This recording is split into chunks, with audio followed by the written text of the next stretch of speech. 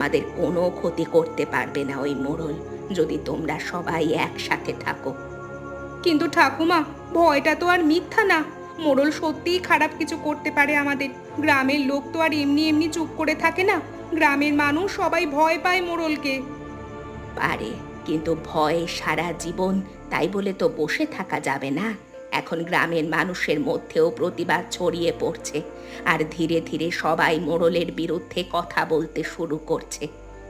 সেটা ঠিক বলেছ ঠাকুমা, কিন্তু আমি তো ওকেই দোষ দিয়ে এসেছি এতদিন। সে কষ্ট পেয়েছে, আমি বুঝিনি।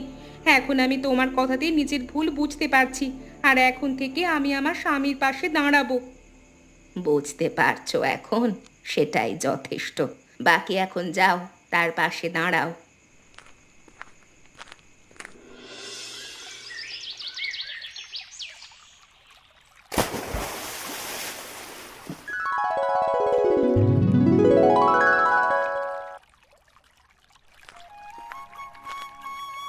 দিদি দেখুন, এত বড় ইলিশ কতদিন পাইনি আমি। এটা দেখলে মোড়ল সাথে সাথে নিয়ে নেবে, কোনো কথাই নেই। এই মাছ তুমি ধরেছো, এটা তোমার, তুমি নিয়ে যাও। মোড়লকে না দিয়ে এই মাছ বাজারে নিয়ে গেলে কত পাবে জানো? 3 গুণেরও বেশি। কিন্তু মোড়ল তো এখানেই আসবে, প্রতিদিন ভোরে সে দেখে কি কি উঠল, মাছের হিসেব সে রাখে নিজেই।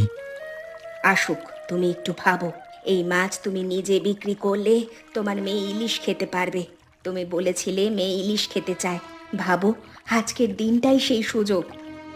ভয় করছে দিদি, বুকের ভেতরে। মোড়ল যদি পরে সমস্যা করে, সে যদি গ্রামবাসীদের দিয়ে চাপ দেয়, এ গ্রামে তার কথা কেউ ফেলে না।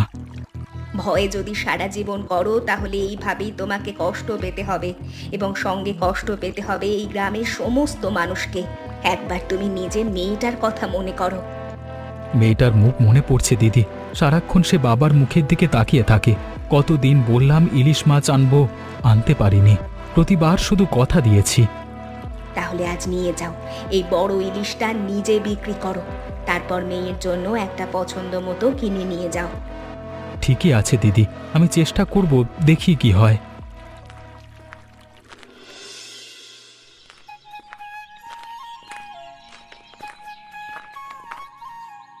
নিমাই, দাঁড়া।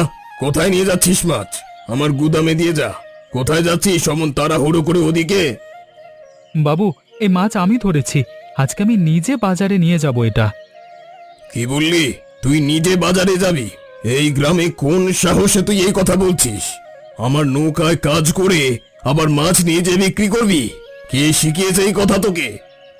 বাবু, নৌকা আপনার, কিন্তু মাছ তো আপনার নয়। নদীর মাছ কারোর ব্যক্তিগত সম্পত্তি নয়।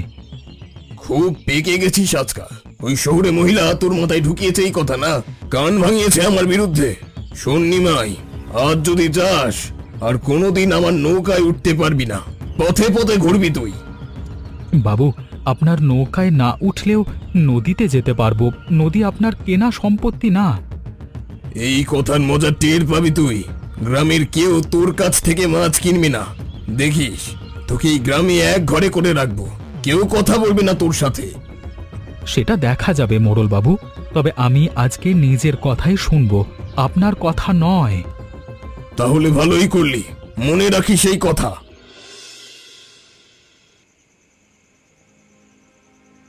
মোড়লকে আজকে বলে দিয়েছি, কালকেও বাজারে আমি নিজে যাব। কিন্তু সুভদ্রা,